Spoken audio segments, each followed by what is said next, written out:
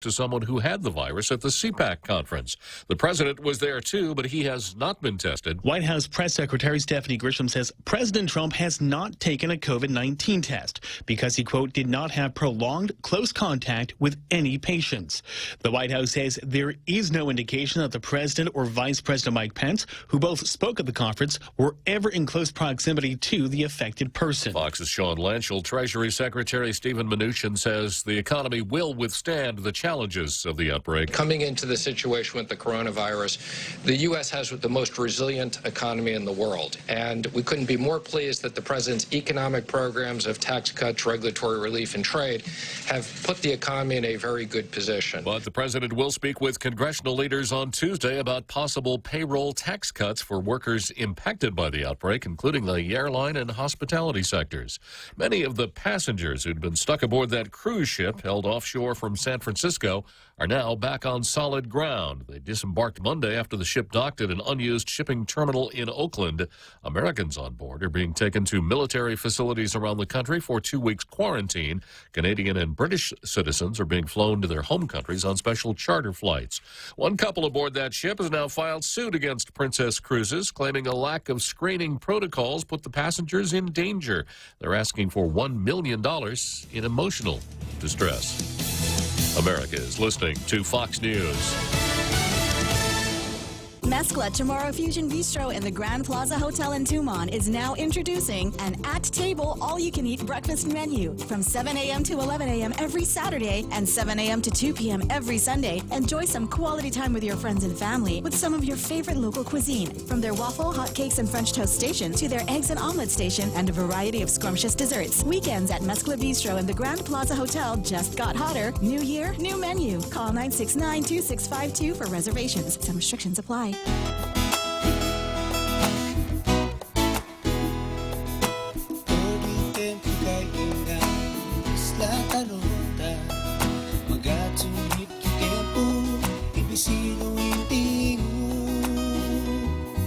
Masatik ang nabangku sa mega sa issue Bank Pacific Ihotro bangku ramas Ami hali Viva Bank Pacific.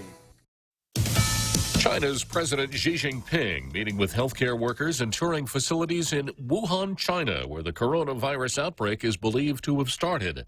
China wants the world to believe its efforts to contain the virus are working, claiming only 19 new infections on Monday. Senator Bernie Sanders appearing in a Fox News town hall meeting Monday evening, promoting his plan for college without tuition. The world has changed from where it was 30 years ago or 50 years ago. Technology, the global economy has changed it. I don't think it's a radical idea to say that when we talk about public education, it shouldn't just be from first grade to 12th grade. It should be through college or trade school as well. On Tuesday, Michigan, Missouri, Mississippi, Idaho, and Washington hold their presidential primaries. Voters in North Dakota will caucus. Joe Biden rallied Democrat voters in Detroit on Monday night. Senator Sanders, as the mother would say, God bless him, likes to say we're only going to beat Donald Trump by generating excitement and turnout. Well, guess what? On Super Tuesday, we turned out 70% more voters than ever voted there. And guess what? They voted for us. A Louisiana woman's been jailed after police detected the bail money she posted for a friend smelled funny. 33-year-old Stormy Lynn Parfait made her way into a jail in Ashland, Louisiana to pay a bond fee for an inmate being held there on drug charges. As she was paying, sheriff's deputies noticed the cash she had smelled a little extra green. Apparently, a strong smell of marijuana was coming from it, prompting a search of her car in the parking lot and then later at her home. They recovered over $40,000 in cash, hundreds of pills, cocaine, marijuana, even found a food stamp card that was registered to someone else. She was charged with multiple counts of drug possession, along with other things. By the way, police also removed 4 kids who were in that home, and they've been placed with relatives. John Saucier, Fox News. And I'm Jack Callahan. This is Fox News. Howdy. This is Jesse Cruz from Security Title. And in celebration of Chamorro Month, here's a tip on dealing with your land. You might be thinking of putting your child on the title to your property, but keep in mind, if your child is a minor under the age of 18, you will need a court order allowing you to mortgage or sell your property. Protege Itanomo. Protect your land. When it comes to your family land, call the professionals at Security Title. We are here to help. Coco Coffee Company mugs are now here. Show pride for your island as you enjoy your delicious Circle K coffee. Each generously sized 16-ounce mug is etched with Guam-inspired images like Chief Gadao, Serena, Two Lovers, and many more. The Coco Coffee Company mug collection is available for a limited time only, so don't miss out. Get yours today and collect them all. Exclusively available at Circle K locations. A portion of the proceeds go toward the Coco Bird Recovery Program. Family Finance has been serving the people of Guam since 1959, and they'll continue to be there for you in the years to come. Whether you're looking to get a personal loan for that summer vacation or paying off those long overdue bills, Family Finance has got you covered. Apply for a personal loan from $1,000 up to $3,600 by calling Family Finance in Agutya at 475-4545, Upper Tumon at 647-5626, or in Dededo, 633-4473. Family Finance, serving the people of Guam since 1959. Tall Tales with Bob Klitzkie is brought to you by Bank Pacific. Banking on the Pacific for 65 years. Welcome to Tall Tales with Bob Klitzkie, the only show on talk radio where common sense is a lot more common. Phone lines are now open at 888-TALK. That's 888-8255. And now, The Point proudly brings you Tall Tales with Senator Bob Klitzkie. Well, our well-regulated militia, being necessary to the security of a free state, the right of the people to keep and bear arms shall not be infringed. I don't think I could say it any plainer than that. And I say it every day, and I'll probably keep saying it every day for a long, long time. That's how Tall Tales begins. A signal to our international radio listening audience that this is a libertarian, conservative, constitution-oriented radio program that entertains calls and Facebook postings from our international radio listening audience. So if you want to call, it's 888-TALK, 888-8255. And if you do, you will be able to speak on the telephone with the legendary, the one, the only, real Joe Cruz. Not a cheap imitation, not an ersatz Joe Cruz, not a faux Joe Cruz, but the real Joe Cruz. And if that doesn't really get to you, he might even refer you to me, but that would be kind of anticlimactic after talking with the real Joe Cruz. So the way we start the program every day is with Zemi Ikotny.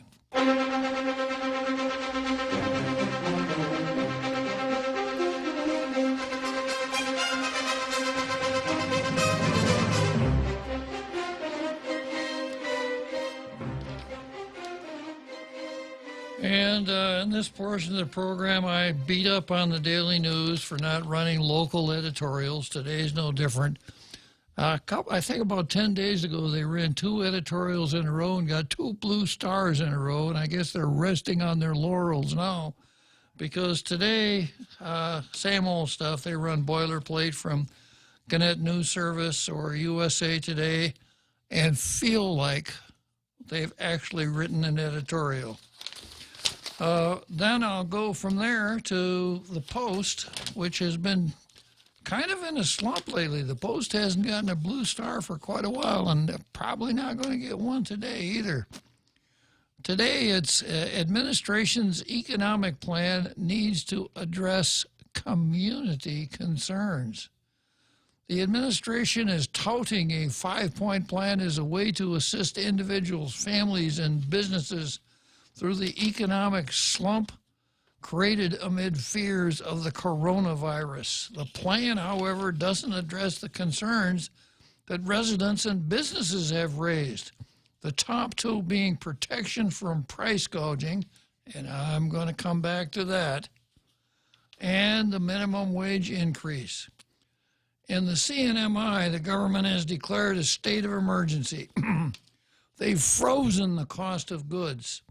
They're asking banks to defer payments for 3 months on existing loans so people can breathe a little easier. And a couple weeks ago, government spending was decreased to reflect smaller than projected revenue streams.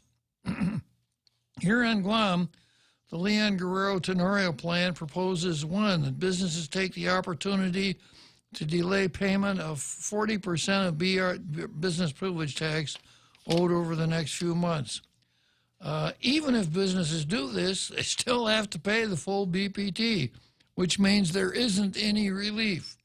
The plan also assumes that businesses will be in better shape to make those payments in 3 months. The plan appears to move the problem to a later date. 2, the government of Guam will temporarily cover fees for customers using credit cards to make government payments, such as BPT and vehicle registration.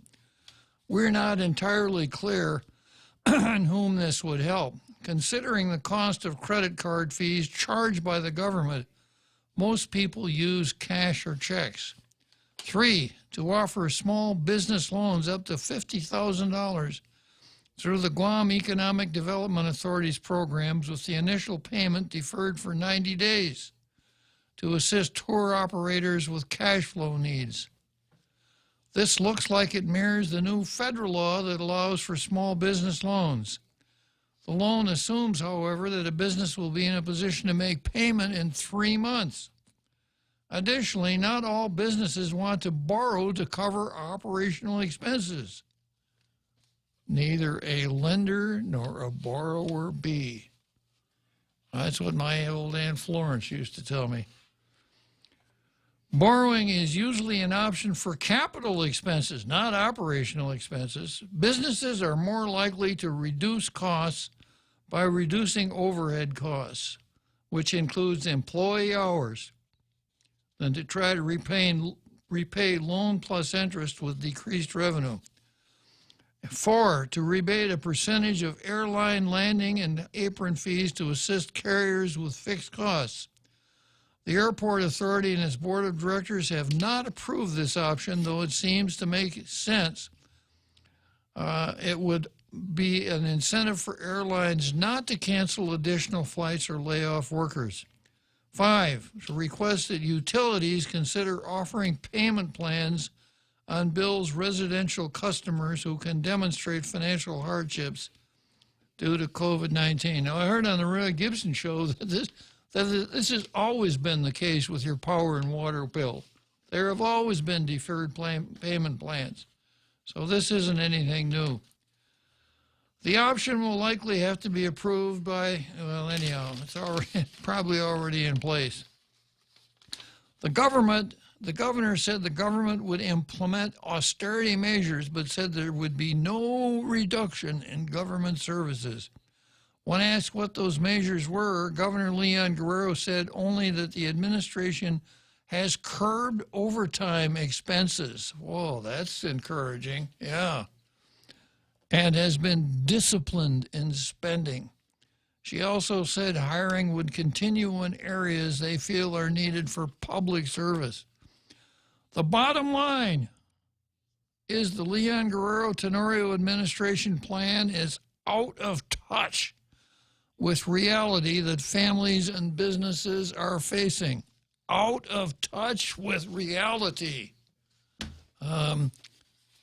Earth to Governor Leon Guerrero, you're out of touch with reality. Come in, please. The governor said, as you were, the Guam Daily Post has received calls and messages from residents saying they're trying to protect their families while the price for items such as face masks and hand sanitizers has increased.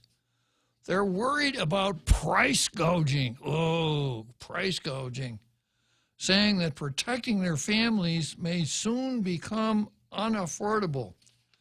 Similarly, Guam's business community has reached out. Oh, that's encouraging.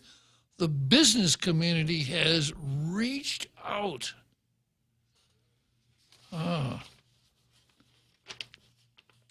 To the administration. They reached out and the legislature to ask for a temporary delay, a reprieve of an increased minimum wage as they try to navigate the economic turmoil created by the diminished tourist population. Tourism numbers continue to drop.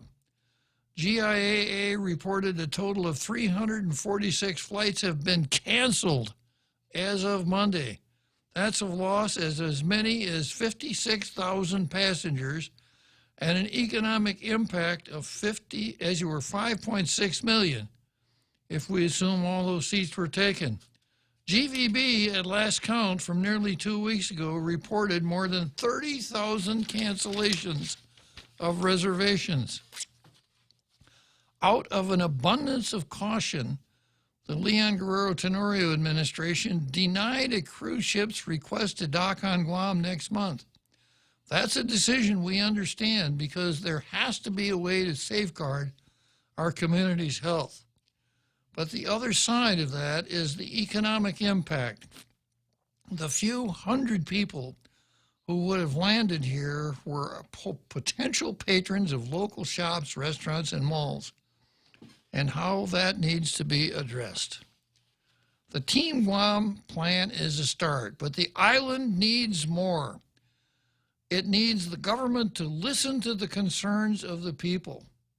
Then, based on that knowledge, it must create a plan that will navigate us through this dark economic landscape.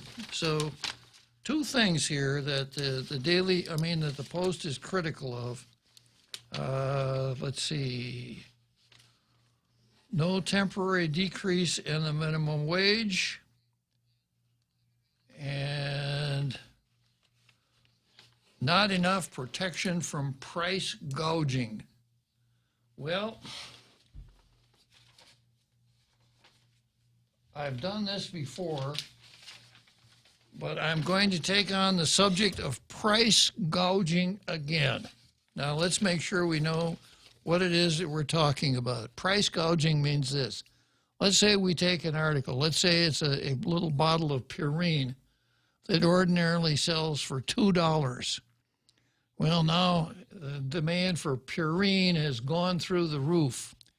So I'm in the Purine business. And as I see the demand for Purine increase, I say supply remains constant, demand increases, price goes up. So instead of charging $2 a bottle for Purine, I charge $4 a bottle for Purine. And of course, everybody and his brother and his cousin said, oh, what a mean man. He has no heart. He's an evil person, etc. On and on and on. So that's what price gouging means, and that's the usual reaction to it. And of course, when it comes to the legislature putting a law in place that says you can't increase the price of a product in an emergency any more than 10%, that's just common sense. Right, Real Joe Cruz? Yes, sir. It's just common sense. Well, yesterday, I was on the phone with a gentleman named John, and I told John that I hadn't done the read-in for Tall Tales for quite some time, and I probably ought to go back and refresh our international radio listening audience's recollection on some of the major points of Tall Tales. And here's where I'm going to start today. Facts. This is not what constitutes facts. Well, they say, or everybody knows that, or we've always done it that way, and there's no doubt in my mind. You just say those magic words, and that is a substitute for facts in some conversations. Not on Tall Tales. On Tall Tales, we're looking for some analysis, and we're looking for some critical thinking. Critical thinking. In other words, critical thinking does not rely on an instant, swift, and sure grasp of the obvious. So going back to the script here, don't look for an abundance of common sense on tall tales. Yeah, but everybody knows common sense is a good thing, right? There's no doubt in my mind that what we should have is an abundance of common sense. Well, don't look for an abundance of common sense on tall tales, because your common sense is what tells you that the world is flat, that iron ships could never float, and that an object that is heavier than air could never, ever fly. Yeah, that's your common sense. So, or as one of our regular, when you open the Tom line, we have a caller who will come in sometimes and tell us that some proposition advanced by a government official is not common sense, it's common sense. So that was something that I had a little chat with John about yesterday. So your common sense tells you that when you have a disaster, then the thing for the legislature to do is freeze prices so that the prices of things that are in high demand will stay stable. And I'm here to tell you that is not a good idea. And I've got a little piece here, rather than make this up myself, which I've done in the past, but I've got a piece that I'm going to read into the record from a newspaper or a web paper that you're all familiar with. Now you're thinking about Town Hall or the Limbaugh letter or something like that. Well, wrong. This comes from the HuffPo, Huffington Post. And this is what it says. It's obviously troubling that a small number would use the disaster as an excuse to loot, to violently steal another person's possessions, cause damage, and inflict even greater misery on the already suffering community. But is price gouging really at all comparable to looting? I'm disappointed, not that price gouging is occurring, but that it's only been isolated. So-called price gouging is a critical economic tool to ensure that supplies last and so can meet ongoing demand. Making it illegal is, here's one of my favorite words, making it illegal is ridiculous. Now, if you ever want to win an argument, just tell your opponent that his argument is ridiculous. That's it. Fold up your tent and go home. So here's why price gouging is a critical economic tool. Without price increases, many people buy up extra supplies, quote, just in case, regardless of what they have tucked away at home already. If too many people do this, supplies run out, and people who need them much more urgently miss out. With price increases, people who don't really need supplies will leave them on the shelf, not out of the goodness of their heart, but out of concern for their wallet. Now, I keep hearing that you can't buy any of this stuff now. You can't buy Purine. You can't buy rubbing alcohol. You can't buy Lysol. You can't buy some of these snazzy little wipes. Because everybody has the same idea. Not everybody, but most people have the same idea. I'm going to go down there and buy enough to fill up my storeroom before the hoarders get it all. And they're hoarders themselves, of course. Price increases encourage conservation of resources that people already have. Those who can most easily adjust their compensation, as it were their consumption, will do so, leaving resources free for those who can't.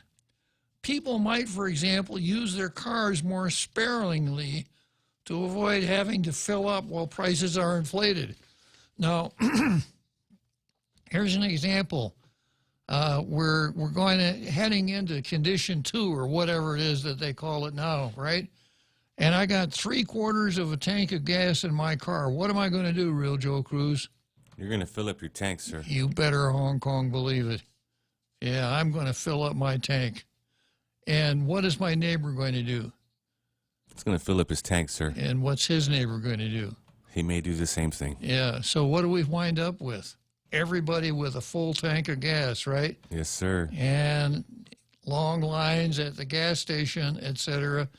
And then when the typhoon blows on by and it doesn't hit us, we all have full tanks of gasoline, right? Yes, sir. Yeah. Number 3, the ability to raise prices encourages business to stock excess reserves. Space in stores and warehouses is limited, and products, even water, go off over time. If they're not allowed to raise prices on these items, they'll use that limited space for other products that have higher profit margins the rest of the time. So I think a good example would be batteries. A merchant who sells batteries knows pretty much what his ordinary demand is day in, day out. And if he's been in business for a while, he knows what the post-typhoon demand for batteries is. So if the market factor is allowed, he'd lay in that extra supply, knowing that it costs him money to have those batteries on the shelf and not turn them over if he knows that when the typhoon comes, he can get a higher price for them. And of course, for the average consumer, for many of these things, it's not how much they cost, it's whether or not they're available. So the fact that the price is really, really low because of the anti-price gouging legislation, but you can't find anything to buy, is small comfort to the average consumer. It's the same reason that the defendant in a criminal case who was condemned to death takes small comfort from the fact that his lawyer didn't charge him very much. Number 4, allowing price gouging actually encourages citizens to be more prepared for disasters. Do you have enough food and water and other essentials stored at home for you and your family if disaster strikes your town? Or do you just assume you'll be able to go to the store and buy what you need when something goes wrong?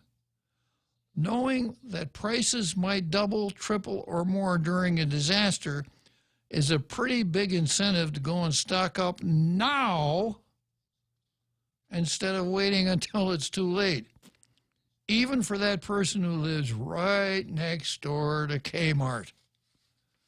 Finally, rising prices attract more resources from the outside of the disaster area where prices are lower. Nearby businesses, small or large, can easily profit by shipping essential supplies in and selling them at a premium. Without the ability to charge that premium, they would actually end up losing money through shipping costs, overtime wages, and inherent risks of operating in a disaster area. Without the profit motive, many don't take the risk.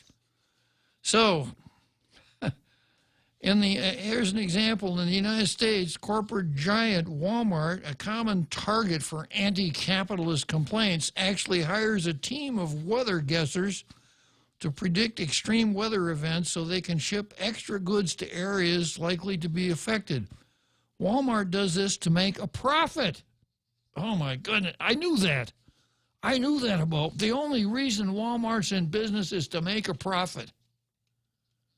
They're not there to help the people. They're just there to make a profit.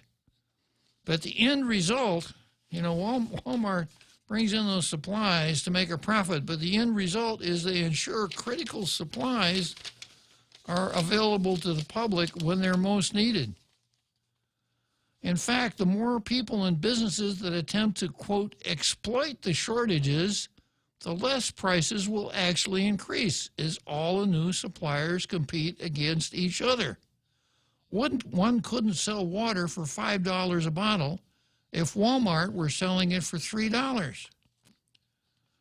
Some hope that a restriction on the quantity of goods people can buy during crisis can mitigate shortages. But rationing just leads to black market sales at even higher premiums. These restrictions don't ensure resources go to those who most need them, and does nothing at all to incentivize businesses to increase supply to affected area. So, and I could go on and on about this, but instead of going on and on about it, I'm going to take a short break and then come back, and I've got a caller on line 1. It's our Carl. Come back to our Carl after the break.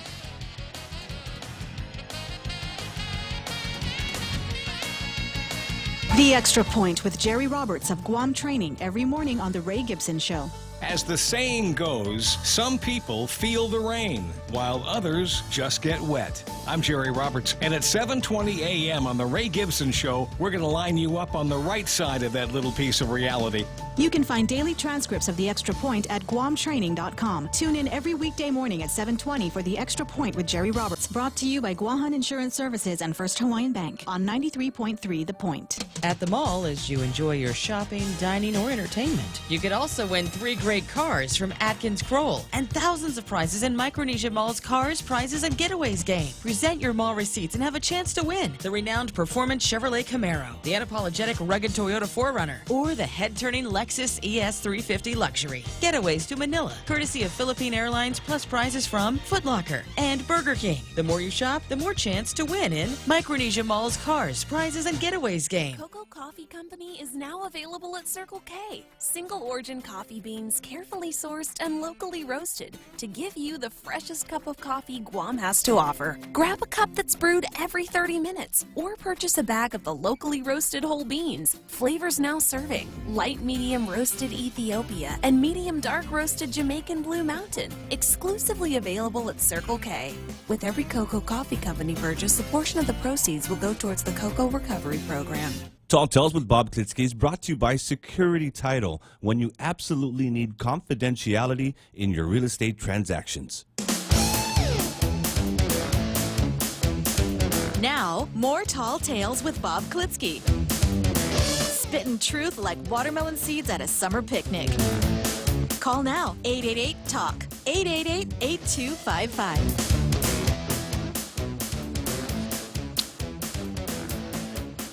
Well, just before the break, I was explaining why these anti-price gouging laws are actually counterproductive.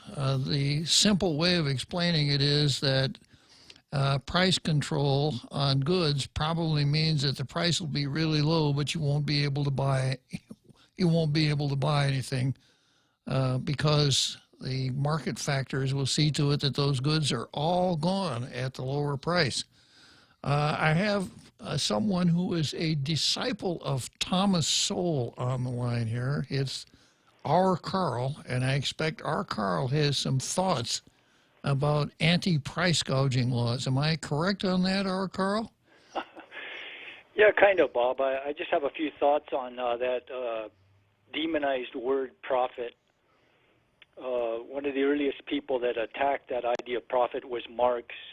Marx was very intellectual. He spent countless hours in libraries, but he was a leech. He borrowed money from people, and some of those people charged him interest, which he deeply resented. They actually wanted the money back, which he deeply resented also, and I think that may have contributed to his deep hatred of capitalism, because he actually had to pay back money that he had borrowed. It's a practice that he did throughout his life. And he was actually reliant on the money of his partner Engels, so he could continue sitting in libraries for endless hours and not contributing anything the public was willing to pay for. Anyway, as far as profit, I think that a lot of people have this vision in their mind. When I was a kid, I used to read a Disney comic book. They had these little comic books. One of them had a character in it, Scrooge McDuck, and he was a very wealthy duck. And I remember scenes I used to see of him in his giant vault, swimming around in his money, dollar bills and coins, just in this vast vault of money, and he'd be swimming around. And I think people that haven't run a business have this picture in their mind that that's what rich people do. They just hoard all the money. But actually, in the case of Donald Trump and also Bloomberg, the vast portion of their money is in their net worth is in buildings, real estate, equipment, vehicles to deliver stuff. It's vast amount of it is in material goods, property, inventory, things like that. So the resentment toward the rich is, I think, very misplaced. Walmart, when they started, I believe they started in Bentonville, Arkansas. There was one store, and I think Sam Walton started working at that store, and he eventually moved up the chain and became manager, and he eventually bought it out, and he began to expand. And basically what profit is, it's money above what we've invested in goods. And if people aren't allowed to do that, to charge more than what they've put into products or services or whatever and not profit, then there would still be one Walmart in Bentonville, Arkansas to this day instead of thousands, all over America and all over the globe now. And millions of, customers, hundreds of millions by now, would never have been served by them. Millions of people would never have gotten jobs for Walmart.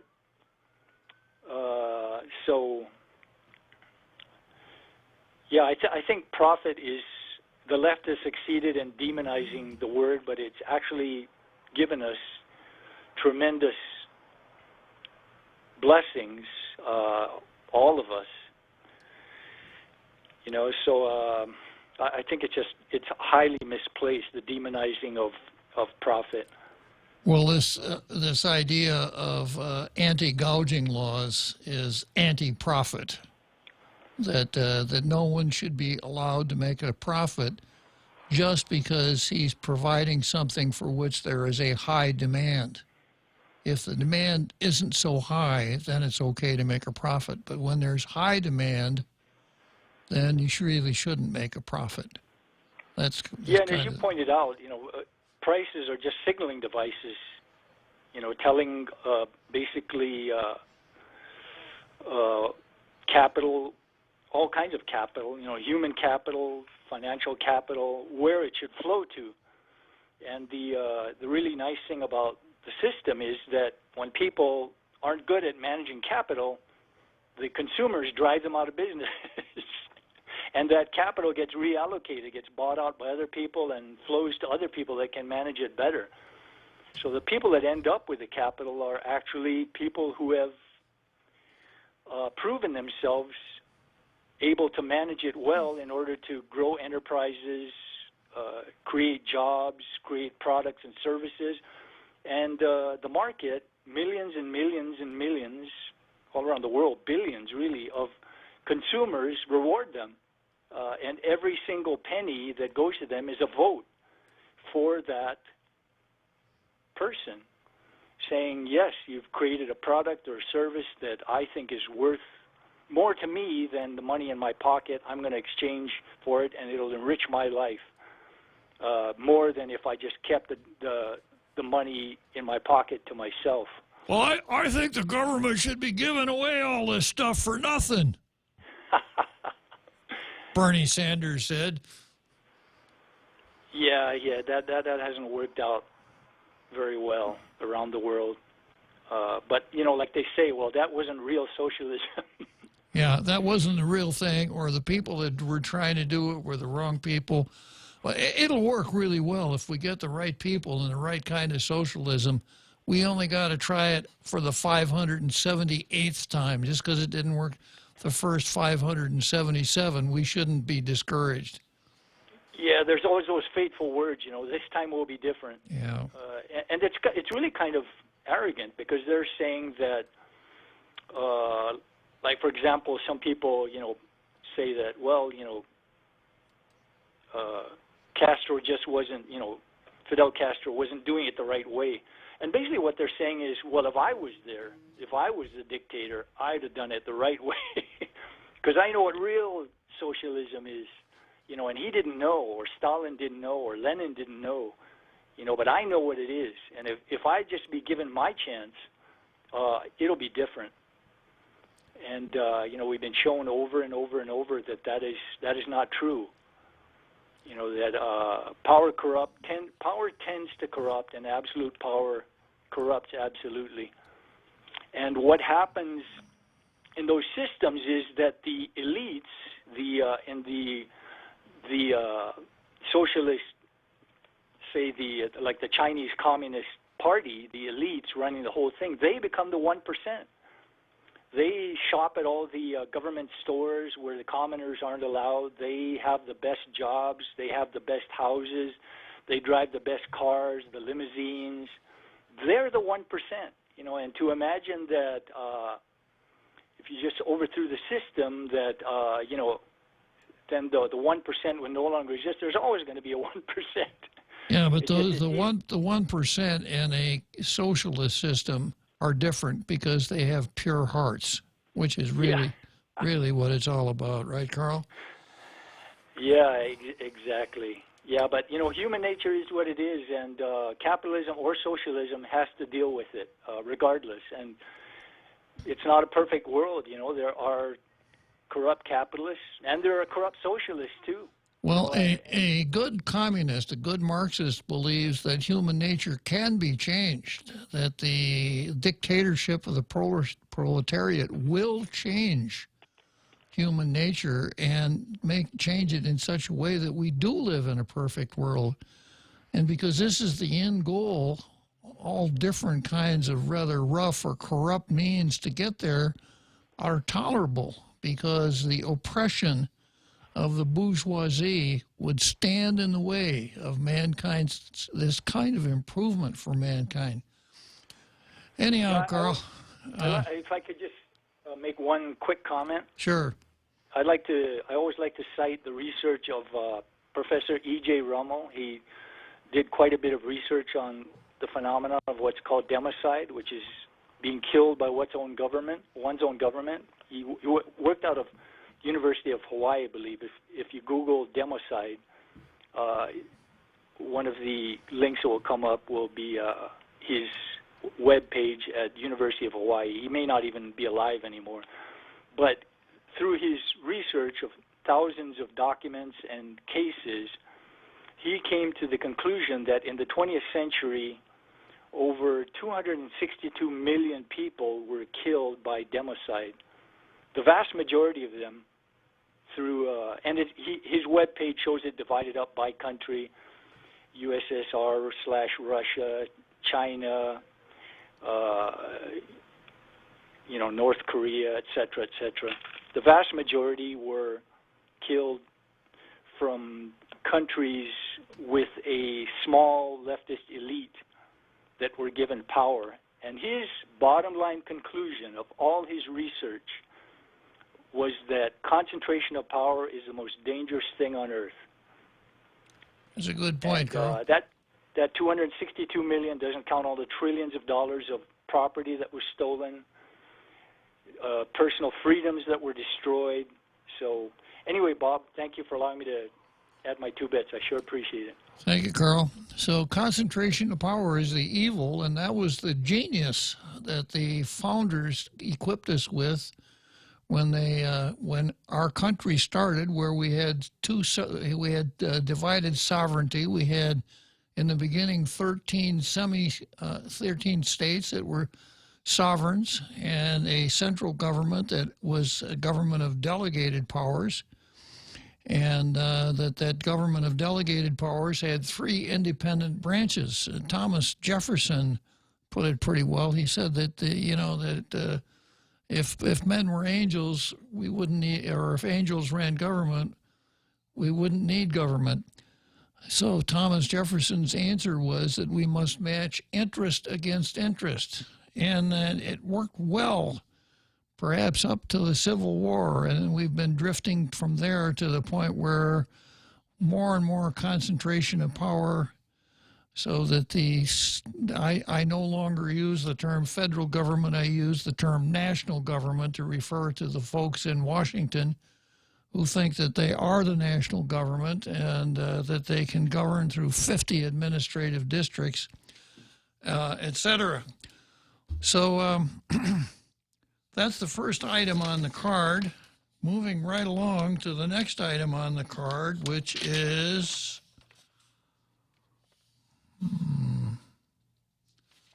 Chucky. Oh, I'm sorry. Next item on the card, back to Bernie again. Number 14 on the Bernie list. You'll recall that I have a copy from the Washington Post, the WAPO, written by Charles Lane. And Charles Lane says, Senator Bernie Sanders is a serious contender for 2020 presidential nomination. Time to ask him a few serious questions. And I'm going to go back to my favorite one. Now, you know, Bernie is a big government guy. The government should provide everything, health care for everybody, free education, free this, free that, certainly free education. And he is an arch liberal. So here's question number 9. Senator Sanders, should physician-assisted suicide, now legal in 9 states, be covered by Medicare for all? I bet you dollars to donuts, Bernie say, well, yeah, it's health care. Of course it should be covered. And for Bernie, that would be the right answer, because when the taking of the innocent life of a child in the womb is now called health care, what's the difference? Question number 14. Throughout history, communist, socialist, or social democratic countries have found themselves obliged to restructure in response to economic stagnation.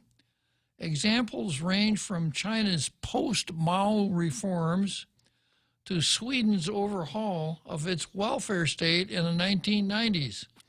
In every case, countries restored productivity by cutting regulation and subsidies while relying on individual incentives and market mechanisms.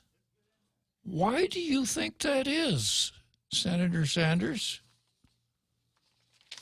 Senator Sanders, well, it's just a cheap capitalist trick. Okay, so much for 14 questions for the burn. Moving right along here, I've got next item on the calendar is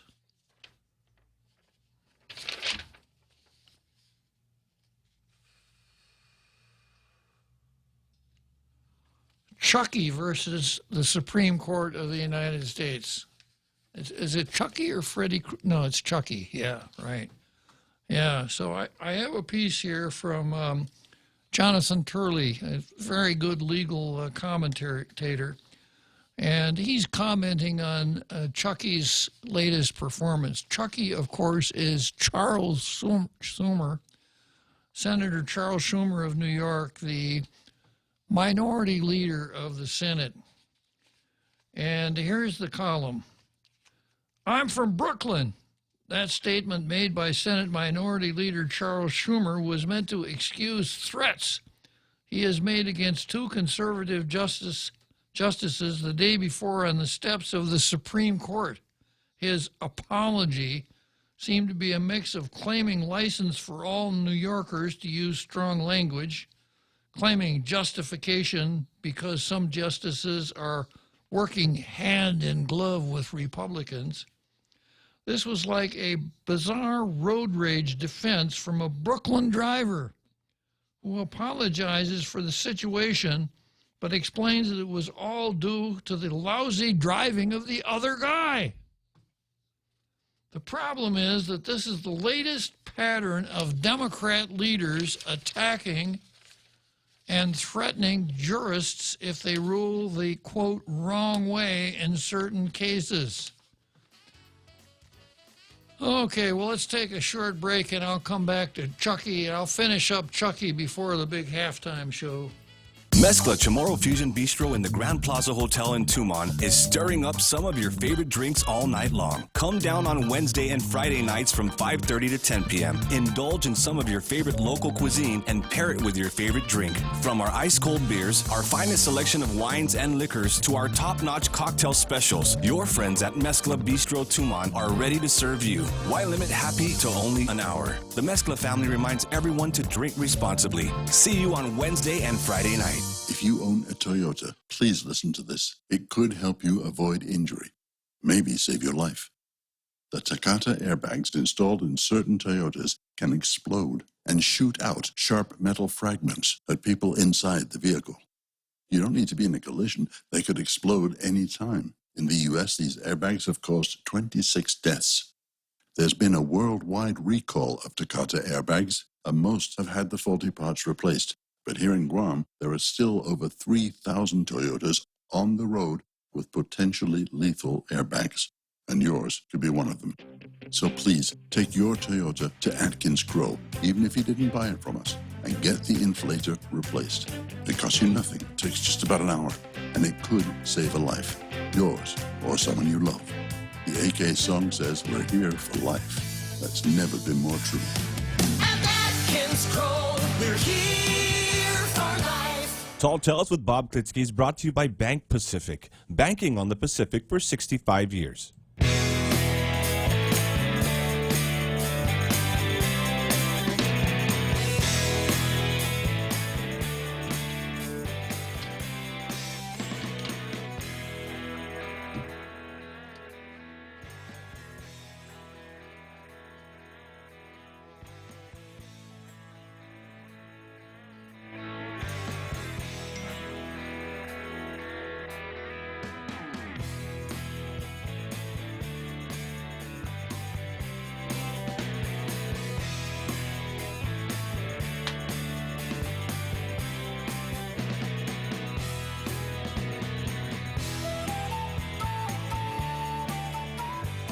Okay, here we go.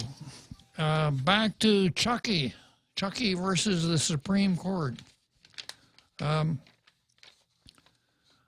Senate Minority Leader Richard Durbin advised the public, quote, not to dwell on the comments by Schumer.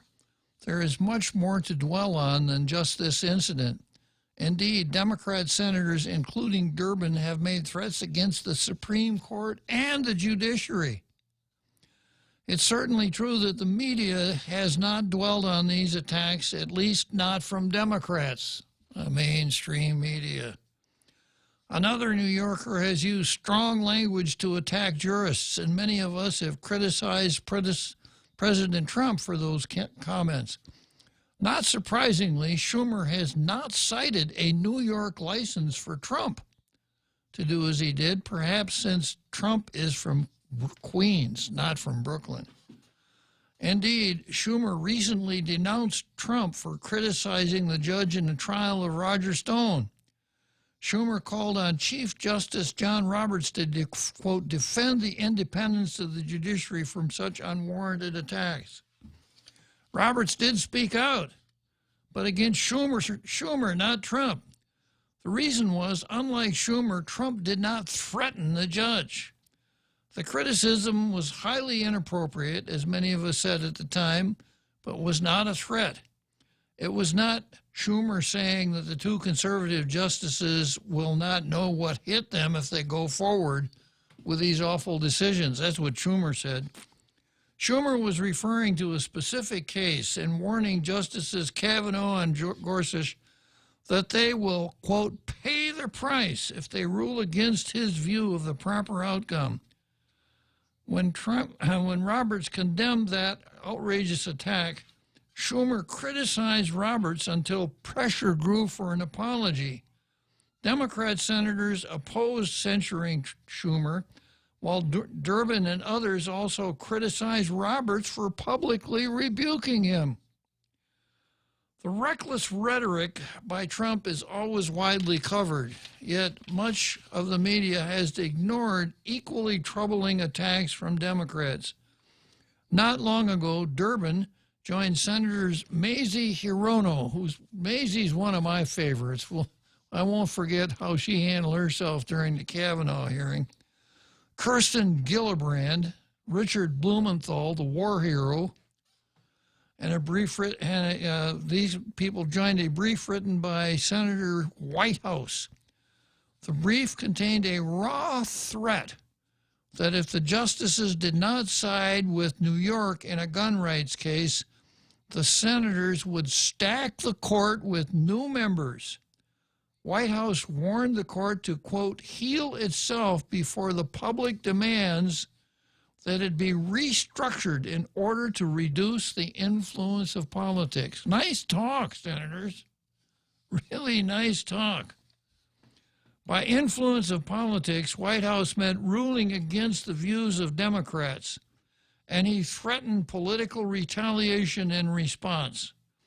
In recent presidential debates, Democrats have applauded wildly as candidate after candidate pledged to impose an abortion litmus test on future Supreme Court nominees. Now, we used to think that it would be inappropriate to ask a Supreme Court, a nominee for the Supreme Court at a confirmation hearing, how he would, back up, Bob, to ask a Supreme Court in a confirmation hearing how they would rule on a question if it came before them. We thought that was bad form. Not anymore. For decades now, Democrats have criticized Republicans over suspected abortion litmus tests, denouncing those as an attack on judicial independence and integrity. Democrats have also embraced the Ginsburg rule, whereby nominees refuse to answer specific questions on how they would rule on issues that might come before them. Democrats now promise to get commitments on how justices will rule, and it is not clear how broad such litmus tests will become with late-term abortions or state requirements on licensing for services. Presumably, additional litmus tests will apply to other issues, from religious rights to gay rights, as nominees check off positions like a dim sum menu. Nice phrase. Trump has been denounced widely for referring to Obama judges, and Democrats applauded Roberts when he rebuked him by declaring, "We don't have Obama judges or Trump judges, Bush judges or Clinton judges. What we have is an extraordinary group of dedicated judges doing their level best to do equal right to those appearing before them." Well, that's enough for Chucky. I probably come back to Chucky later when he again says something outrageous.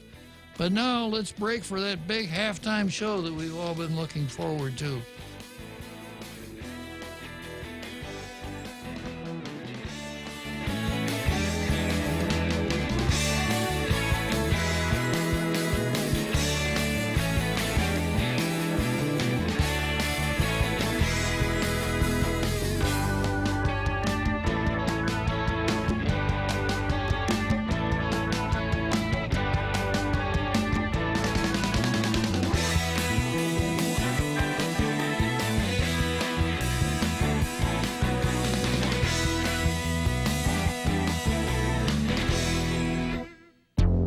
The Point is KUSG, Hagåtña, Guam, 93.3 FM and 104.3 HD3. Quelling corona fears. I'm Jack Callahan, Fox News. The administration trying to reassure the country the risk of being infected remains low, but Dr. Deborah Birx, the medical response coordinator for the administration's coronavirus task force, says there are some groups at a greater risk. We're concerned about the elderly. We're concerned about others with pre-existing condition. We're also concerned about anybody who may be in an what we call an immunodeficiency state, having less white cells and less able to combat any virus. We want to protect all of them from the flu, and we want to protect all of them from coronavirus. In a nation of more than 327 million people, there are about 600 confirmed infections in the U.S. and 26 deaths reported. The White House says President Trump has not been tested for the virus, but incoming Chief of Staff Mark Meadows will stay at home for a few days, self-quarantining because he may have come in contact with someone who attended the CPAC conference in Washington who later tested positive. As many as 6 members of Congress are also staying home just in case for the same reason. And with the airline, cruise, and hospitality industries suffering sharp drops, President Trump says he will be discussing payroll tax breaks with congressional leaders today. Very substantial relief. That's a big number. We're also going to be talking about hourly wage earners getting help so that they can be in a position where they're not going to ever miss a paycheck. China's President Xi is in Wuhan, China, the epicenter of the outbreak. To punctuate the claims, the outbreak there is waning. China reporting only 19 new infections in the last 24 hours. Researchers say they found, or rescuers that is, say they found a 10-year-old boy and his mother alive in the rubble of a hotel that was being used as a quarantine facility that collapsed on Saturday, killing at least 18 people. America is listening to Fox News.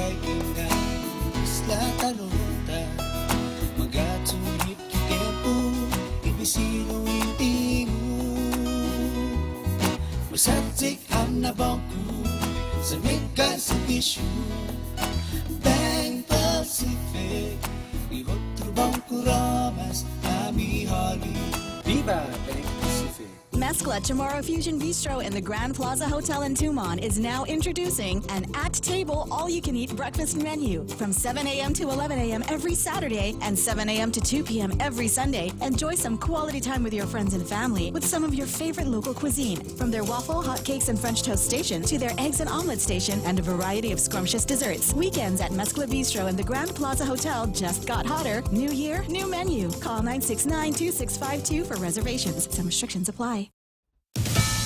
For presidential primaries today. 352 delegates up for grabs in Missouri, Idaho, Mississippi, North Dakota, and Washington, with the biggest prize, Michigan, and its 125 delegates. Let's win the nomination. Let's defeat Trump. Let's transform this country. Bernie Sanders in St. Louis and Michigan yesterday, where Joe Biden held 3 stops. When we pass the extension to Obamacare, God willing, you're going to see the most significant increase in availability of health care that ever occurred in this country. It also follows major endorsements. Jesse Jackson is backing Bernie Sanders, and Cory Booker and Kamala Harris are backing Joe Biden. Jeff Manasso, Fox News. Senator Sanders appeared on a Fox News town hall last night and was asked about criticism from Hillary Clinton on her documentary released last week that nobody in Washington likes Bernie Sanders. Unlike Secretary Clinton, I don't want to relive 2016. We're in 2021.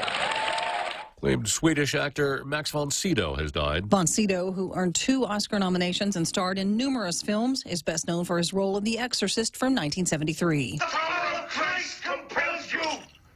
The power of Christ compels you!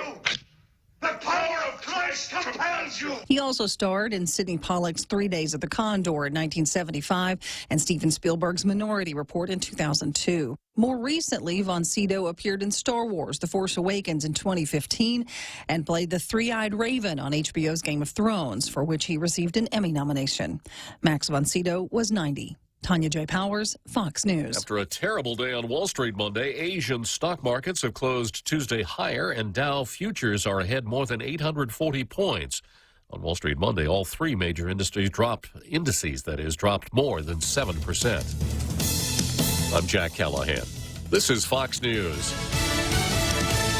Cocoa Coffee Company is now available at Circle K. Single origin coffee beans carefully sourced and locally roasted to give you the freshest cup of coffee Guam has to offer. Grab a cup that's brewed every 30 minutes or purchase a bag of the locally roasted whole beans. Flavors now serving: light medium roasted Ethiopia and medium dark roasted Jamaican Blue Mountain. Exclusively available at Circle K. With every Cocoa Coffee Company purchase, a portion of the proceeds will go towards the Cocoa Recovery Program. Hafaday, this is Jesse Cruz from Security Title. And in celebration of Tomorrow Month, here's a tip on dealing with your land. You might be thinking of putting your child on the title to your property, but keep in mind, if your child is a minor under the age of 18, you will need a court order allowing you to mortgage or sell your property. Proteji Itanomo. Protect your land. When it comes to your family land, call the professionals at Security Title. We are here to help. If you've ever struggled for breath, you know what a scary experience it is. Whether you have asthma, emphysema, COPD, lung cancer, or another respiratory illness, the right medical treatment makes all the difference. GRMC's Pulmonology Clinic has the latest technology and respiratory equipment, staffed by world-class pulmonologists. Make an appointment today with GRMC's Pulmonology Clinic and start breathing easier. GRMC, where patients are partners. Tall Tales with Bob Klitzkie is brought to you by Bank Pacific. Banking on the Pacific for 65 years.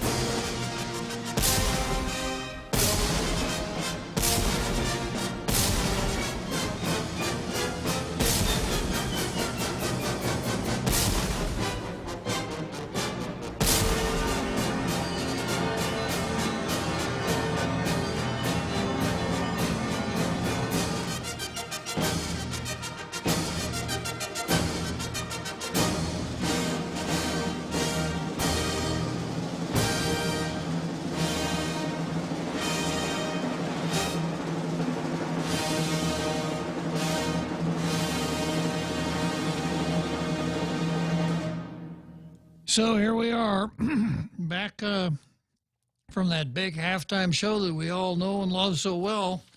I've got an item coming up here called the United States Postal Service versus Federal Express. Let me see here. Who have I got? I got Mo Cotton. All right, what a rare pleasure. Mo Cotton on line one. Good afternoon, Mo Cotton. Yeah, hi. It's been a long time since I've called you, and it's usually because things are going so well on your show that I don't want to interrupt. I mean, you got such great callers, and your responses are so great. I just couldn't figure a way to get my 2 cents in, like around December time, to say happy birthday, those kinds of things. But well, flattery will get you everywhere with me, Mo. Well, I figured it would, but you know, the price gouging hit me today, and I thought, oh, what the hell? I'll probably forget half of what I wanted to say, but what the hell? Anyway, I remember right after getting on Guam, which was back in 1977. So I've been here 40 years. I think probably you're one of the few people that can beat that, right? I've been here for 57 years, Mo. Yeah. Yeah, you sure have. That beats the 40 years I've got. But anyway, after the typhoon, let's see, what was it? It starts with a P. Back in those days. Pamela. There was a person that I knew went out and bought all the nails that he could from all the hardware stores. And I thought, wow, what a great idea, because people who need nails after a typhoon like Pamela are going to have to go to him. Sure. And so the point I guess I'm raising is that I found out later he went bankrupt.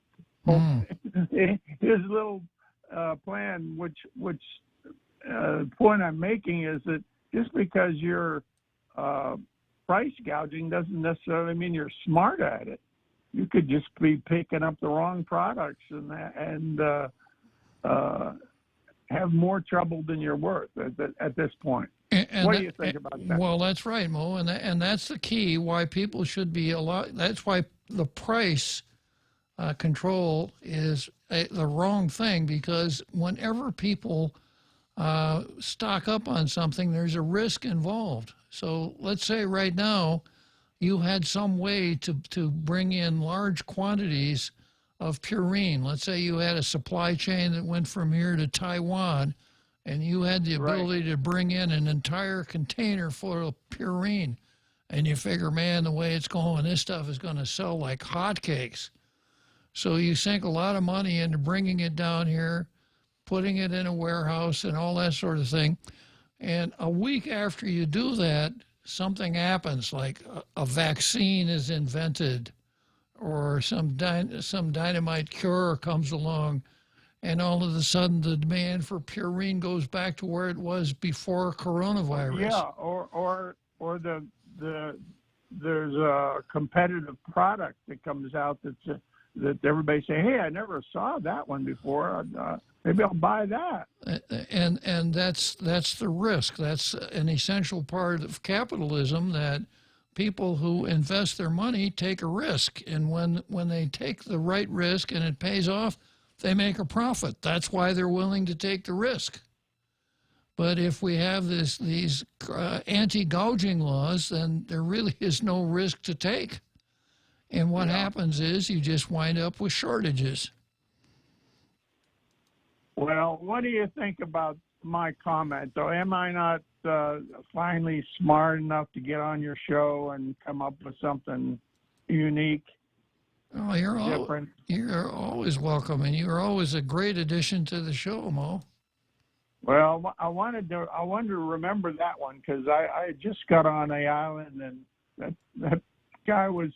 I was thinking, man, this guy's smart. Mm-hmm. He bought all the nails up. There's no nails on Guam. And, well, he regretted that decision, I'm sure. Well, I suppose. Anyway, I suppose for a while that guy thought he really nailed it, right, Mo? Hey, I love it. Okay, anyway, I'll get off the air. You got a lot better comments coming on, I'm sure. But keep up the good work. I watch the show all the time. I'm not always up there calling in, but I listen to it as much time as I can. Always a pleasure to talk to you, Mo. Okay, buddy. Thank you. So long. And let's see, Mo Cotton. And okay, you opened up the Joe line. Boy, it took you a long time to open the Joe line today. Usually you open it right during Zemi Ikotny. This is true, sir. Yeah. Good afternoon, another Joe. And good, Bob. I think the issue with gouging, I think it's more about market share and the ability of people to compete within the free market. And so if people feel that they don't have access to some of that market share, and then there's also the issue of insider trading. So the combination of which I guess creates a monopoly. So the idea is to have appropriate amount of stimulus in the economy and let the market correct itself. There has to be, I guess, some limited amount of monitoring or regulating of market. I don't know. I'm not sure about market share, but definitely insider trading is an issue. And now, how could you have insider trading? Let's say insider trading as far as purine is concerned. How would that work? I don't know. I don't know about. I think I'm talking more about the stock market. Oh, okay. In general, but yeah, I mean, there's certain opinions people have about what they feel is appropriate. But you know, it's like if you don't have the tools to perform a service, then it doesn't make a lot of sense to get all upset that someone else does, especially if they have the intellectual the patents or the intellectual property. I think that's how Howard Hughes made it. He inherited his money, I think, from his father. He or his father had the patents for drill bits for the wildcatters, the oil companies, to dig the oil wells, drill for oil wells. Mm-hmm. So he was making money off of everybody. They were competing against each other, and so who's going to get up? Who can get upset that they're smart enough to invent the drill bits or the specialized machinery for an industry?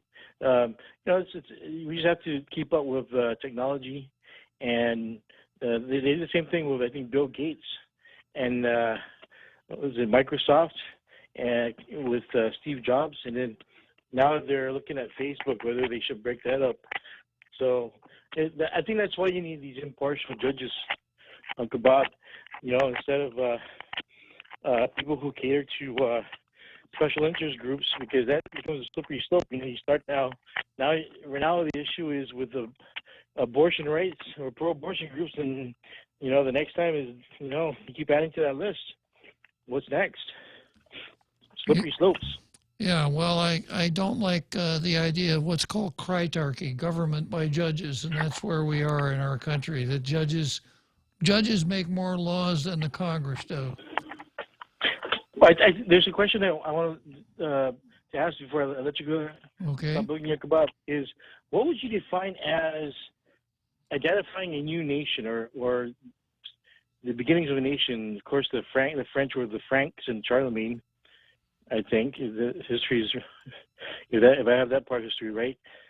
The British are somewhere around the time of was it Cromwell and the Magna Carta and Anglo-Saxony and that sort of thing. Well, it's hard to say with Britain because of the countries that the other civilizations that invaded Britain, the Norman conquest, the Romans, etc. But added to that little bit. I mean, what is the British?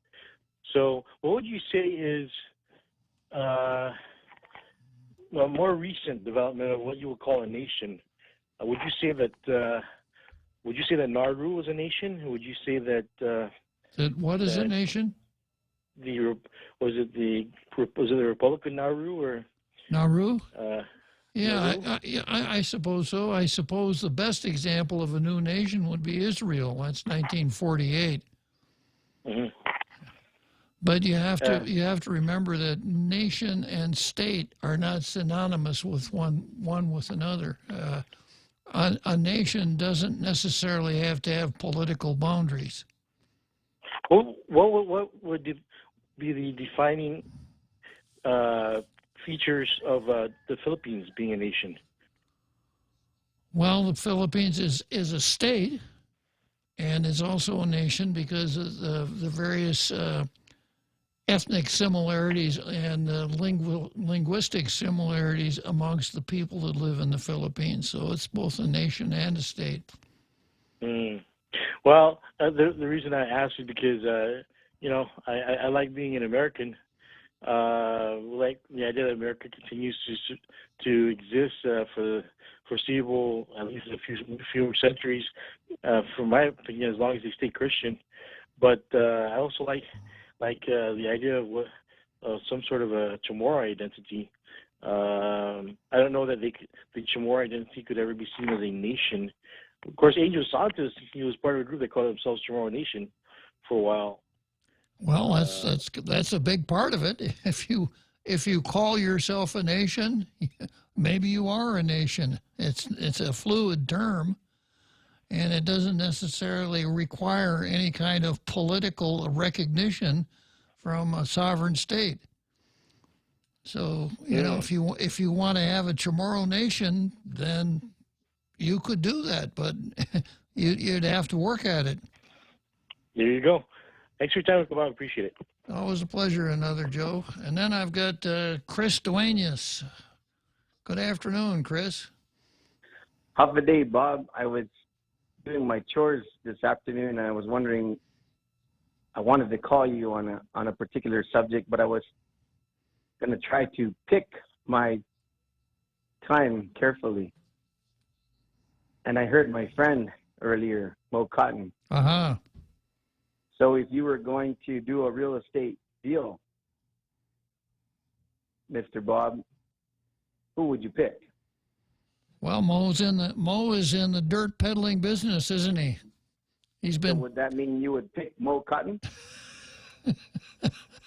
I walked into that one, didn't I, Chris? That's the kind of stuff that I pull on people, Chris. I love Mo. I swear I've had wonderful times sitting around talking to him, and I got the biggest kick out of that, and I love the gentleman. So I just wanted to use that as a prelude. Good call. In true Bob Klitzkie fashion too, you always wonder when someone comes up and says, "Have I got a deal for you?" Does that normally give you pause? It does, yeah. That's kind of like I can get it for you wholesale. Yeah, you want to make sure you grab your wallet real tight when somebody says that. So when I looked at the presentation from the administration on the so-called relief package, here's my view on the 5 points.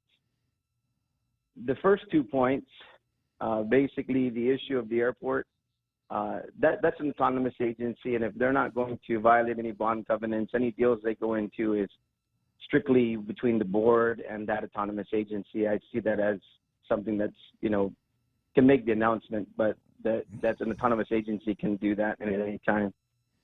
The utilities, same thing, as long as they're not going to violate any bond covenants and whatever agreements they would make on extended payments for utilities to try to provide relief. That's a standalone, probably would have a meeting of the board, maybe PUC being involved. The Consolidated Commission on Utilities would have to meet, and they would have to do it in the open, and they couldn't do it in executive session. But I think now there's probably small risk that they would even consider such a thing, Chris. I don't think so. I don't even think for personnel matters. And so moving on, loans from GITA, most businesses in good standing, especially in today's interest rate environment where recently there was a half-point drop, once again, in response to the current global emergency. I think that that would probably be more cumbersome than it would be worth it unless you were a business not too much in good standing and we're going to try to get a survivor loan, if you will. So I'm down to the last one or two of the proposals. When I say, have I got a deal for you, when I heard the kind of postponement of 40% of GRT for a quarter, basically, is what it would amount to, 3 months. My first thought was most expressly timing. To present something like this around the time of March, April is interesting because as you and I both know, the largest collection times in the government of Guam is April and June, particularly. Now, June is a little bit of has changed a little bit simply because of the fact that the business licenses are now issued on a monthly basis, not all at once in June before. But I think the bulk of most businesses are still in June simply because of the fact that that's when they, when they establish their business prior to the current situation. That whenever you open your business now, it'd be the month of would be your anniversary date. But taxes, fees, everything that a business would have to catch up on to in order to be able to operate would normally bring in a windfall to the government in June. And of course, we know what April means, around the 15th. So here's my rub. I'm not saying it's not, a reasonable presentation, but if you really look at it, it would mean an accumulation of that 40% that you would defer or not pay and use to perhaps enhance, survive, or keep your business afloat, and have funds to maybe keep your employees on full time or maybe more hours than what you would cut them for part time or the like.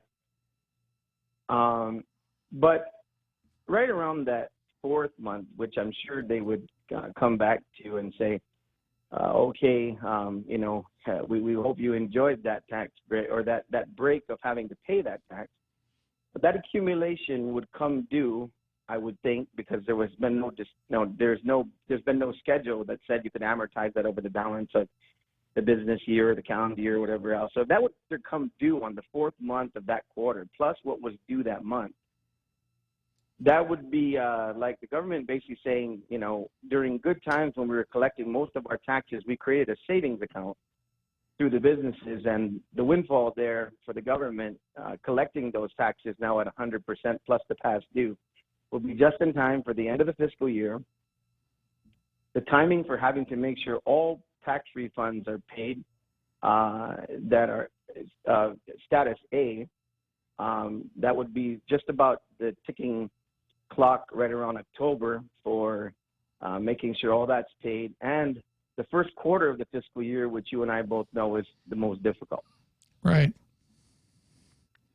If I got a deal for you, to me it looks like more of a savings account than anything else for the government. Yeah, I know what you mean, Chris. A good gesture, but I think the mantra should be just roll it back. Roll back the GRT back to 4%. One thing I've always appreciated about my friendship with Bob Klitzkie is quick, proper comments, pithy comments, and just short titles. There's no need to belabor the point. Just roll it back. That's it. Roll back the GRT. It worked for us really well back in 2004 when the Democrats took it up to 6%. And the Republicans, I introduced a bill to roll it back to 4%. And there was a time when we were even out with signs along Marine Corps Drive demonstrating roll back the GRT.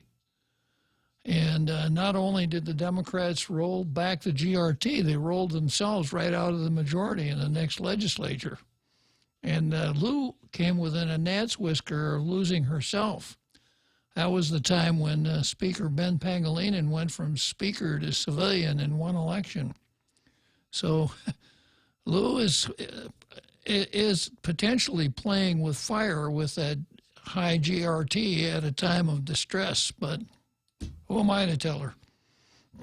Yeah, I mean, my thing is, I'm along the lines of if you really want to help, right? I mean, if you really want to help, I think, Jim Moylan's on it. Others have called for it. The bottom line is just roll it back is, other than that, a savings account for the government of Guam, deferring 40% of your taxes, it may keep certain businesses afloat, but the fact of the matter is that, when that bill comes due, after that first quarter is over, when, like I said, just perfect timing for the government of Guam when it's normally in a pinch. Now, we do have windfall, of course, of Section 30, but the fact is anymore, between 70 to 80% of that goes straight to make sure that we meet the court order on tax refund. Sure. And then another couple of other large bills that come due, namely COLA in November. And then there's lean times all the way through that first quarter. So just my 52 cents, my friend. Well, I'm glad you called, Chris. You always add a lot to the program. Thank you very much. All right, Bob. Have a great afternoon. Looking forward to listening to the rest of the show. You're in time for the seventh inning stretch. Seventh inning stretch from Wrigley Field. The Extra Point with Jerry Roberts of Guam Training every morning on The Ray Gibson Show. As the saying goes, some people feel the rain, while others just get wet. I'm Jerry Roberts, and at 7:20 a.m. on The Ray Gibson Show, we're going to line you up on the right side of that little piece of reality. You can find daily transcripts of The Extra Point at GuamTraining.com. Tune in every weekday morning at 7:20 for The Extra Point with Jerry Roberts. Brought to you by Guahan Insurance Services and First Hawaiian Bank on 93.3 The Point. Tall Tales with Bob Klitzkie is brought to you by Mezcla. Mezcla has all your favorites this Lent season. Try their fish tacos, crispy fish burger, spicy garlic butter shrimp, or lobster pasta at a great price. Available daily for lunch and dinner. Visit Mezcla in Hagåtña and now in Tumon at the Grand Plaza Hotel. For reservations, please call 969-2652.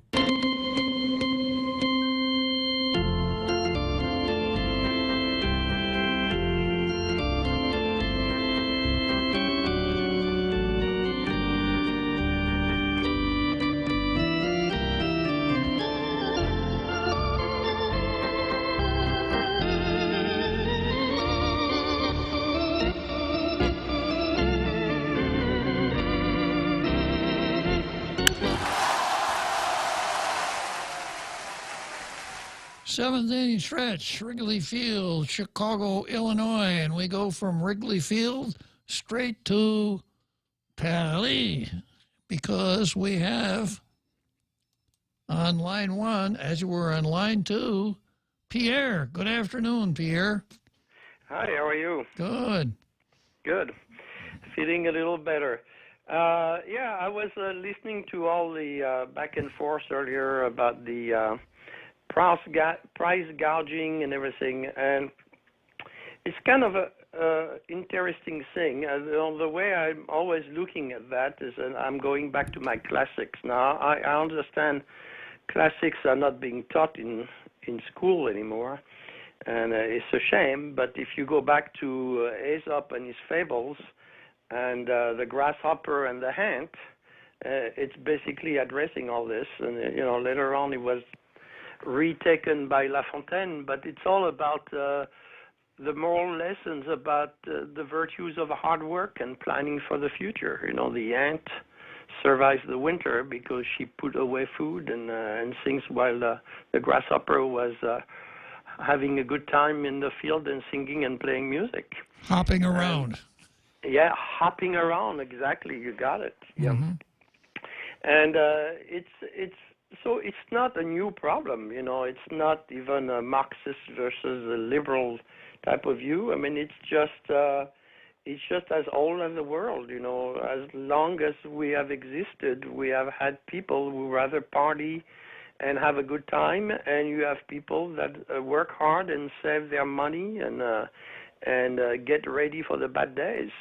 Here on Guam, we have earthquakes and typhoons, and you would think people would have the common sense to prepare their emergency kits way before we get in the core system, right? And that you always have something in advance. My grandma used to make me save X amount of money every month, every week, actually. Not much, but at the end of the year, it adds up to a pretty penny. And, maybe we have kind of got away from those common sense values, which go a long way. And so it's quite interesting to see, it's always the same problem. We put a different spin onto it. Interesting point, Frenchie. Yeah. Well, I'm glad my bronchitis is almost over, and it was not the Wuhan virus, so... Yeah, well, good health to you. Yeah, thank you. And I'll try to call again when I feel better. Very good, Frenchie. It's always a pleasure. Thanks for calling. Bye-bye. So long. Okay, so that was Frenchie, one of our regular callers. What did you say, Real Joe Cruz? I said goodbye in French, sir. Oh, au revoir. Yes. Au revoir, monsieur. Okay.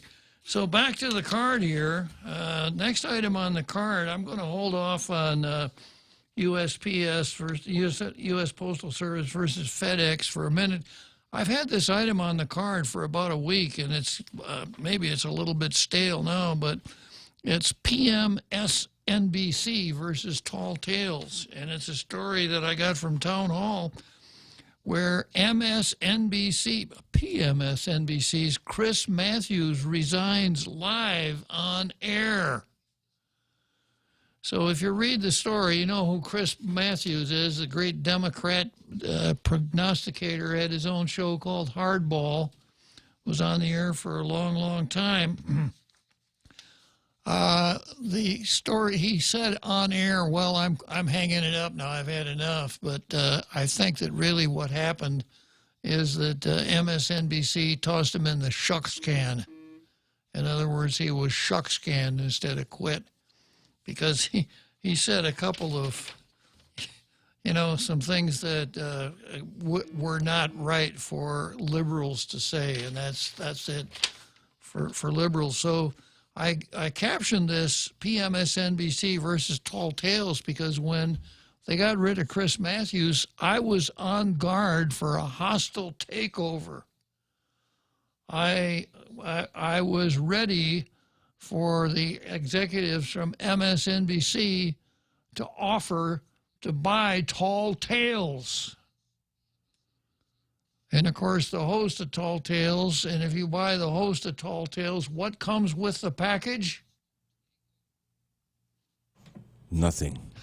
The right answer is a real Joe Cruz. Yes, sir, I guess I will. Yeah. So, with Chris Matthews out of the action, they needed somebody to hold up that end of their schedule. And I thought for sure they're going to come in here and try to buy Tall Tales, hostile takeover. But, they probably did their homework and realized I wouldn't touch those guys with somebody else's 10-foot pole. So I was overcautious because it was really not anything for me to worry about. Okay, next on the card is United States Postal Service versus FedEx. And yesterday I had a caller on the line named John who sounded, he never came out and said this, but he really sounded like he was feeling the burn, like he was a dyed-in-the-wool Bernie supporter. And he started out his call by making the point that our monetary system is of great aid to the banks and big business. So if that's the case, what's wrong with Bernie and socialism? And we went from there to his telling me that Bernie really wasn't a socialist and the definition of socialism, etc. And then he says, socialism is good. What about the post office? And I said, well, the post office is going out of business. It's broke. It's way deep in the hole. It's not even close to making a profit. To which John said, well, it's not supposed to make a profit. It's a service. It's not something that's supposed to make a profit. And we went kind of back and forth on that and putting words in John's mouth, kind of like, if the government does it, it doesn't have to be financially responsible because they're doing it for the people. So I went online and found out, I have read little stories here and there about the Postal Service and their financial woes. So I went online and found an article here in the Hill, and this is what it says: financial collapse of the United States Postal Service is coming. Financial collapse. And it says the Postal Service is in dire financial straits because its revenues are insufficient to support its operational costs and liabilities. Well, if it's socialism, does that really matter? Mail volume is down 31% since 2007, and annual revenues of $72 billion are the same as they were a decade ago. The agency has around $120 billion, that's billion, not million, $1 billion in unfunded debt and obligations, most of which flow from compensation and benefits owed to its significant cohort of employees and retirees. The slow-moving collapse comes as no surprise to close watchers of the Postal Service.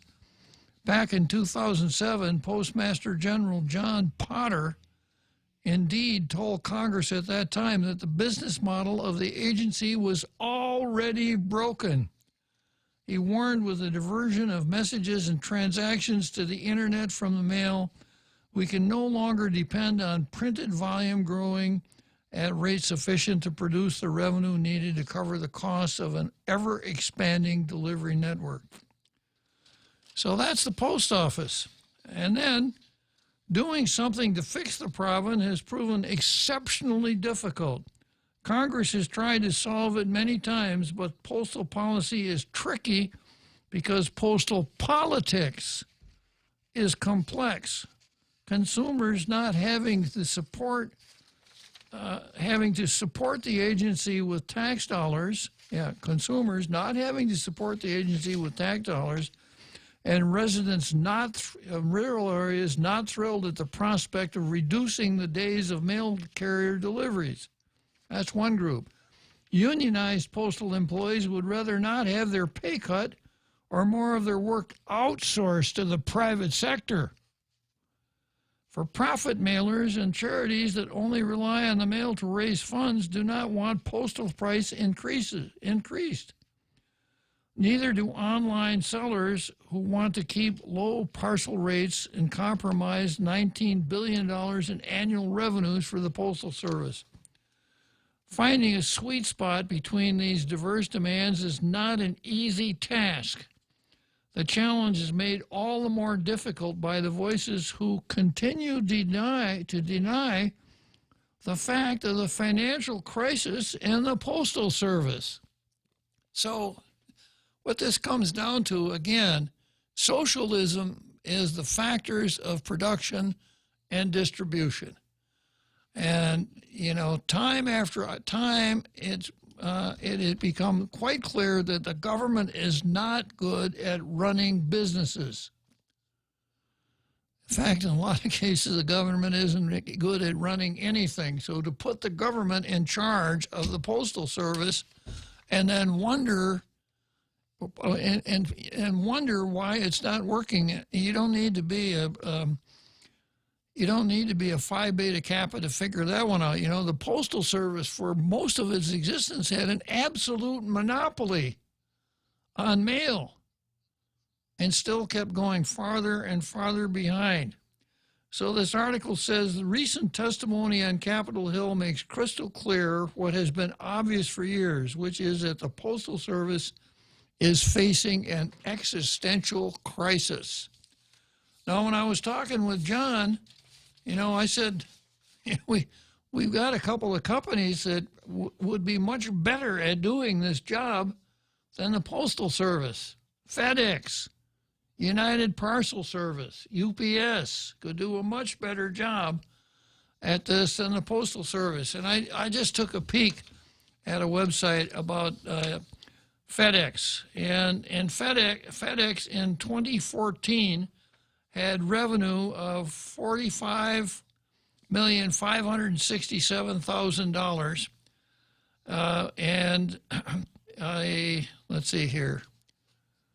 For the fiscal year 2018, FedEx reported earnings of $4.572 billion, with an annual revenue of $65,450,000, an increase of 8.5% over the previous fiscal cycle. FedEx shares traded at over $244 per share, and its market capitalization was valued at over $55.5 billion in October of 2018. FedEx ranked number 50 in Fortune 500's largest United States corporations by total volume. In June of 2019, investor Michael Burry of Scion Asset Management reported taking the position of the company. So FedEx has been fantastically successful. And does not have a government monopoly. It's only been in business for a relatively short time, but it's very good at what it does. So I'm going to posit the broad statement that we would be much better off shutting down the Postal Service and for the government to enter into a contract with FedEx to deliver the mail, deliver packages, etc. FedEx is bound to be better at it than the government, so it's going to be, in the long run, it's going to be less expensive, and it's not going to go broke because the folks at FedEx know what they're doing. The Postal Service, on the other hand, is a government job, and it is almost dead. So that was the point I was trying to make with John yesterday. John said, well, what about native Eskimos? Well, well, they want to get their mail too. And, of course, my instant response is, they don't need to get their mail. But anyhow, FedEx will deliver the mail to the South Pole if you pay them to do it, and it's not going to cost you as much to pay FedEx to do it as it is to have that huge, inefficient bureaucracy called the Postal Service. So that's the end of that item on the card. I notice we've got another Joe who wants to take another ride on the Ferris wheel. Go ahead, climb on board, another Joe. Uncle Bob, I have a little bit of a take on these issues of the government. Generally speaking, you're right. The government is not good at running businesses. However, when there are cases where the sector is not equipped to provide services to these places, like, for example, the Eskimos in Alaska or in North America, then there is a need, and the government is there to provide if the people of that jurisdiction request or vote for their elected leaders to provide that service. So in that context, I would say the role of good government, as you say, is you would like to have a break-even basis. I would say to have pride in your government, take it to the point where you can have a better than break-even basis. In fact, a little bit of a profit, which I think there's a word that Trump had taken Amtrak to the point where it's not only losing money, it's actually breaking even and making a little bit of money. Have you heard such thing as the last I heard from Amtrak, no, it had a heavy subsidy. So they haven't been making any profits whatsoever. They haven't been breaking even. That's my understanding. Yeah. I'm sorry, I must have heard wrong. I would just say that it would be great. It would be really great if that were the case. If we were to take it to the point where they could break even and do a little bit better, because in a sense, they'd have a model to compete against, right? And so it's not like starting from scratch or reinventing the wheel. For example, we don't have a shuttle to take men to the space station. We should, right? And we thought we were going to have something with Musk and with excuse me, Richard Branson, but they put that aircraft in the museum, and they haven't built any other replacement aircraft to take our astronauts to the space station. So I think they're still working on that. But so until we get that squared away, wait, have we gotten something squared away, or are we still getting it squared away? I don't know. I know that those two guys are working on their own, and a couple of other countries are even getting into the space race.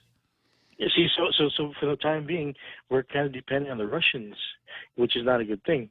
So, and it's, you know, so in some cases, it's good to have the government as a model to improve on. And you know, how much we keep them around? I guess it needs to be. What's the word I'm looking for here? Well, organic, so to speak. You know, eventually we'll figure out, hey, you know, we're shifting from coaxial cables over to fiber optics. But what happens if you have solar flares? You know, we're going to find out those people who are still using coaxial cable, they might be at a little bit of an advantage. So, do we completely get rid of all coaxial cables, or do we have a way to have a little bit of all of the above? You know, when they had the hurricanes in the East Coast with Hurricane Sandy, they found that they needed mini power grids. So there's different ways to adapt, Bob. When they invented new technology, did they get rid of all the paper? You know, we're supposed to go paperless. You know, there's a huge, really good attempt, but you know, with every new invention, right, you find that we keep the old inventions around, and sometimes we find a use for them again, but the newer ones we take them further. So I don't know what the answer to everything is, but I would say don't be in too much of a hurry. You know, let it be organic. Let the market introduce the need or the fad, fashion, whatever it be, the demand. Let the market take care of that, and everyone else who wants to stay vintage, they might benefit from keeping the old stuff around. I mean, some of the vintage stuff is coming back. You know, record playing for different reasons. Anyway, thanks for your time, Uncle Bob, one other thought. Don't forget Uncle Bob, this Saturday is the GOP Republican convention. I know you said you weren't interested. Right. But they're talking about changing the chairman. The word of mouth was that Mr. Chrysostom might be standing down, so there might be a contest between the former Senator Tony Ada and former Senator Frank Blas for the chairman. Wouldn't it be awesome to have a chairman, Bob Klitzkie, for the Republican Party of Guam? What do you think? It would indeed be awesome. No question about it. So what if someone nominated you? Would you throw your head into the contest? I think the chances of my being nominated are somewhere down around slim and none. I gotta take a break, another Joe. Thanks a lot, Bob. Appreciate it. Thanks for calling. Okay, short break, and then I'm going to come back to the dean of tall tales, and then somebody who's no doubt going to tell me that I don't know Jack. Mezcla Chamorro Fusion Bistro in the Grand Plaza Hotel in Tumon is stirring up some of your favorite drinks all night long. Come down on Wednesday and Friday nights from 5:30 to 10 p.m. Indulge in some of your favorite local cuisine and pair it with your favorite drink. From our ice-cold beers, our finest selection of wines and liquors, to our top-notch cocktail specials, your friends at Mezcla Bistro Tumon are ready to serve you. Why limit happy to only an hour? The Mezcla family reminds everyone to drink responsibly. See you on Wednesday and Friday night. Tall Tales with Bob Klitzkie is brought to you by Bank Pacific, banking on the Pacific for 65 years.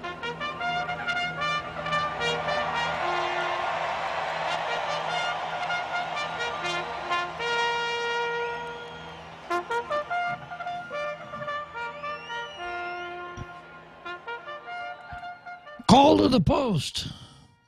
Churchill Downs, Louisville, Kentucky. That means that we're in the home stretch on another educational, exciting, elucidating, elemental episode of Tall Tales. And I've got Jack holding on line 3, and I have the dean on line 2. So what college are you dean of, Dean? I'm not the dean. My name is just Dean. Your name is just Dean, huh? Well, I'll tell you what. We're going to make you Dean of Tall Tales College, all right? Okay, I really enjoy listening to your show. It's very thought-provoking, and I love that the community can, get their thoughts in and share and get everybody thinking, because so many people just don't get involved anymore. They just sit there and complain, but no involvement.